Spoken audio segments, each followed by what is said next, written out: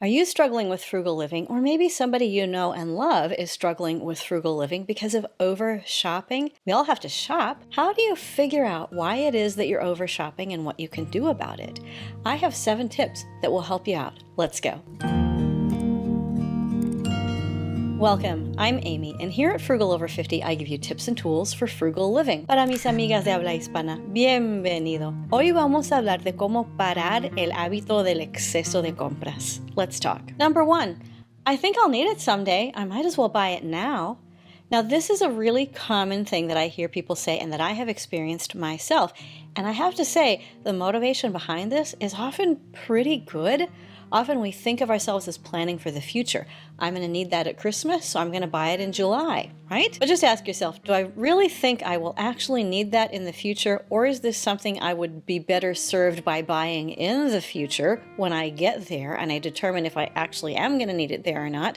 Then that's something you can put off buying. For instance, I recently did a video on frugal food storage. I'm going to link it up above and down in the description box. And in that video, I talk not just about buying a lot of stuff for the future, but also how to think about it. Think about, what do you have in the present that you might be able to use in the future?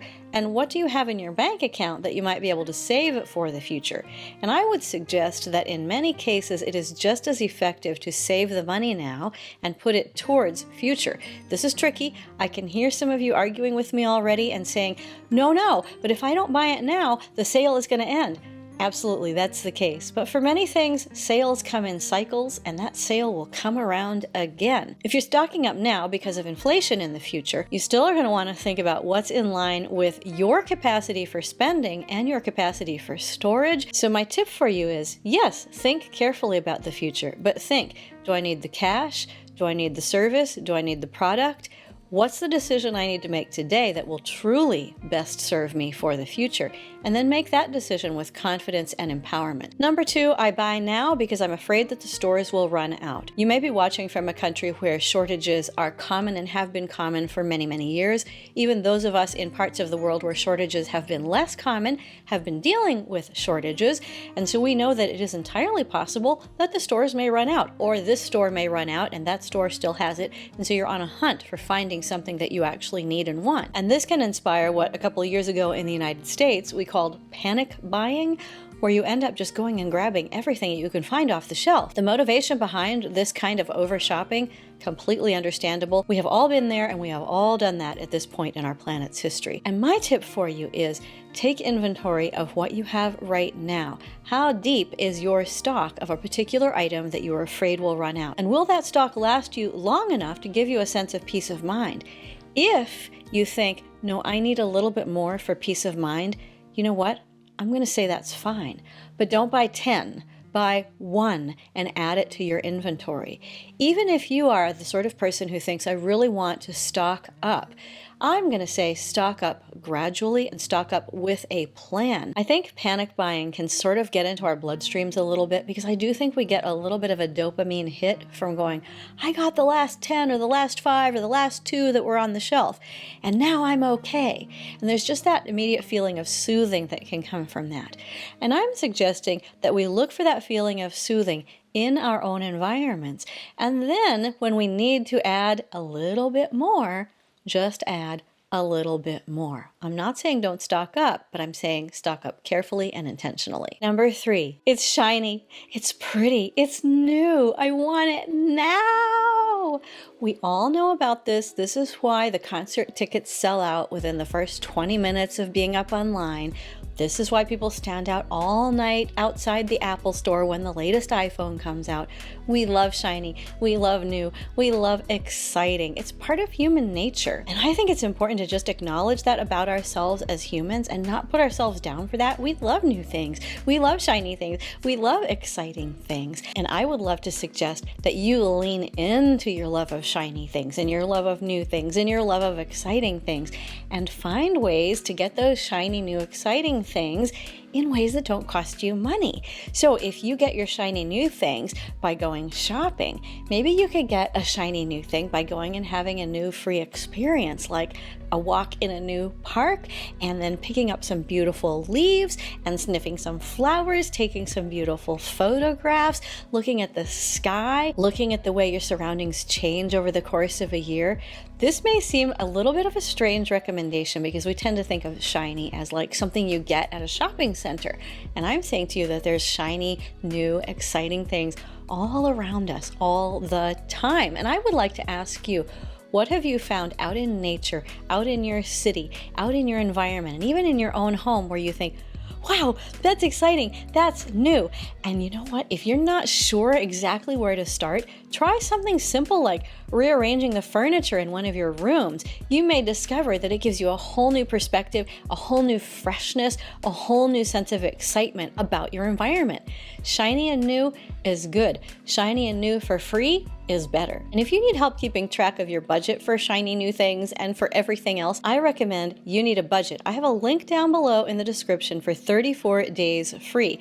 It's a subscription software that helps you set a budget and helps you prioritize your financial life. So if your priority is, I like shiny new things, you could put a line item for that in your budget and actually save up for a shiny new thing, and then it's even more special. So you get your lovely free shiny new things, and then when you get the shiny new thing that you're paying for, it's not over shopping because you planned for it. Try You Need a Budget and see what you think. Number 4, you may be over shopping because you have been socialized all of your life as a woman.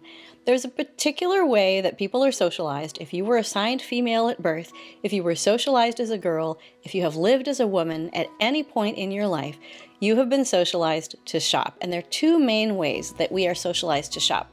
Women throughout the world make most of the purchasing decisions for themselves and for their families. And often we are looked down on for that, and we are told that we shop too much all the time, and we shop really fast, and we're always buying things.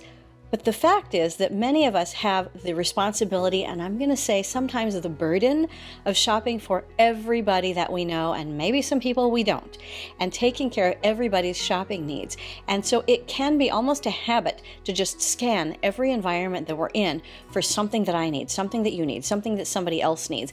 Along the way, marketers know that we're feeling burdened, and so they target us for indulgent items that we should just splurge on just for ourselves, as if the way to take care of ourselves in the midst of this excess responsibility around shopping is to shop some more. And one of the things we can do is to analyze, what are our actual shopping responsibilities?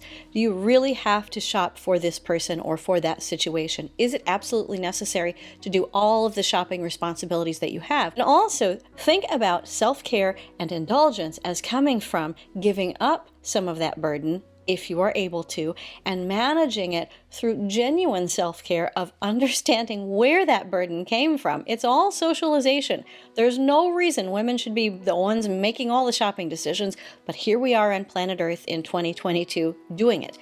And so if you can give up some of that responsibility, you will have indulged yourself, you will have taken care of yourself, and you will not be over shopping. One thing you can do absolutely for free to help you on your frugal journey is hang out here at Frugal Over 50. If you're getting value out of this video, would you give it a like and consider subscribing if you haven't already? Join the Frugal Over 50 family. We'd love to have you. Number 5, some people overshop as part of a larger pattern of compulsive behavior. Some people will describe this with words like addiction, or as part of an obsessive compulsive disorder, which may or may not be fully diagnosed, but which the person experiences as something that drives them to shop or even to overshop. And the reason behind this generally has absolutely nothing to do with shopping or any of the reasons that I've listed above, although all of those reasons could be things that trigger a shopping spree. But if you experience yourself to have a compulsion about shopping, where you simply cannot stop once you have begun, in fact, the motivations most likely lie much deeper and go back into childhood and deal with family situations and how you grew up and how your brain is wired. And these are big, big issues. And I have 2 tips for you.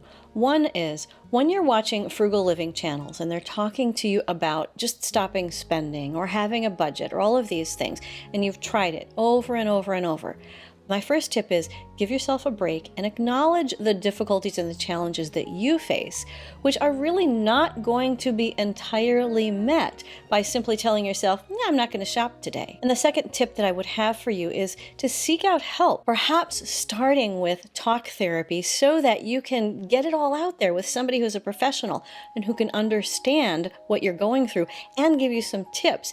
And some people need extra support in the form of groups or medications or very specific and concrete treatment plans to help you sort out the things that are causing these struggles. So if you are struggling, or if a loved one is struggling very severely with compulsive shopping, I would ask you to take a moment and just take a breath and know that I am so proud of you, and there are people around who can help. And I would ask you to reach out for that help because you absolutely deserve to feel wonderful about yourself, and you deserve to feel wonderful about your shopping. Number 6, you may find yourself over shopping because you have a life history of having lived in or possibly grown up in poverty.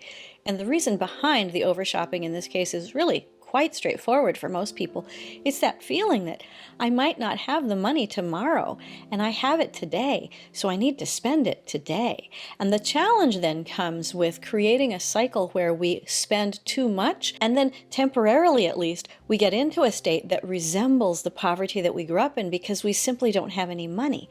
And this is a tricky, tricky cycle to get out of, because a life of poverty may not have felt good, but at least it was familiar.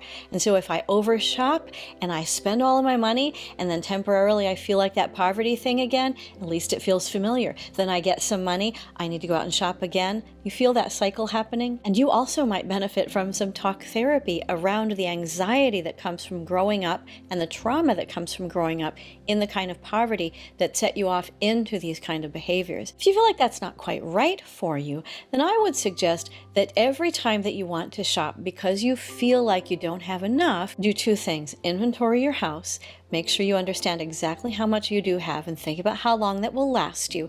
And then look at your savings account and think to yourself, could I, instead of buying the thing, put the money into my savings account so that I have it for the future so I can buy it then? So then you're taking care of your future in a couple of ways, and you're also taking care of that anxiety in a couple of ways, and you're slowing down that cycle of anxiety and then temporary poverty and then anxiety and temporary poverty. It's tricky, and it's not a one and done thing. It's a process, and I would encourage you to try it out and come back and watch this video again for more inspiration and more help, because you can make a change. Number 7, shopping to deal with feelings of insecurity. Feeling I don't like myself too much today. I don't feel great about myself. What's going to make me feel better? I'll go shopping. Some people call this like retail therapy, and it's absolutely true that for a little bit after you have made that purchase, you feel really, really good. And then it's possible you start feeling the regret almost immediately, or at least within the first 30 minutes or hour, or at the latest by the next day. And you end up with that buyer's remorse, and then you feel bad again. So what's the solution? Well, I'll go out and buy something else. And like some of the other patterns I've talked about in this video, this can become a cycle where I feel great for a few minutes after shopping, and then I feel progressively worse until I need to do something about how bad I feel about myself, and then I go shopping again because it feels so good. One of the ways you can break that cycle is by stopping when you're feeling particularly bad about yourself and asking yourself some simple questions. When was the last time I ate? When was the last time I drank a glass of water? How much sleep did I get last night? Do I need a shower? Do I need a nap? Ask yourself what kinds of things you can do right here and right now to find yourself. Just find yourself where you are and care for yourself right where you are and give yourself something lovely right where you are. In fact, I bet you're thinking of something right now that you could do as soon as you're done watching this video, or maybe you even want to pause the video and go do that wonderful thing for yourself. Drink that glass of water. Put a little lemon and mint in it if you have it around. Have a little bowl of spaghetti with a little extra Parmesan grated over it. Sit for like 15 minutes and get started on that book you've been wanting to read.